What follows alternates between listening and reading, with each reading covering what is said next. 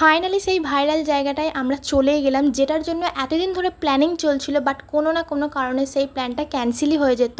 কিন্তু এবারে কোনো ছাড়ছুড় নেই, যাবো মানে যাবই, সে যতই যাই হয়ে যাক না কেন। যারা যারা রাস্তা চেনে না, প্লিজ এই ভিডিওটাকে এন্ড পর্যন্ত দেখো। প্রথমত আমাদের দুজনের মধ্যে কেউই রাস্তা চিনি না, কিন্তু আমাদের যেদের কাছে কেউই হার মানাতে পারবে না। আমরা শেষ পর্যন্ত যাবো মানে তো যাবই, আর আমাদের গন্তব্যস্থলে আমরা অবশ্যই পৌঁছাবো। সো ফার্স্ট আমরা উলুবেড়িয়া গরুহাটার মোড় থেকে 58 গেটের যে রাস্তাটা যায় সেই পথ ধরে সোজা চলে যাব। কয়েক কিলোমিটার যাওয়ার পরেই সামনেই একটা বেলারি মোড় বলে পোস্টার পড়বে, তার বাঁদিক দিয়ে সোজা পাড়ার ভেতর দিয়ে রাস্তা দিয়ে চলে যেতে হবে। একেবারে সোজা পথ ধরে গেলে শেষ প্রান্তে ডান দিকে বাঁকলেই তোমরা এই নদীর ধারের সুন্দর লোকেশনটা দেখতে পাবে। সত্যি বলতে বন্ধুরা, এখানকার অনেক মানুষের মুখেই আমি শুনলাম যে এটা নাকি এখানকার অনেক মানুষের কাছে মিনি দীঘা। সত্যি বলতে আমিও নিজেকে আটকে রাখতে পারিনি, অনেককেই নামতে দেখে নদীতে আমিও নেমে পড়েছিলাম।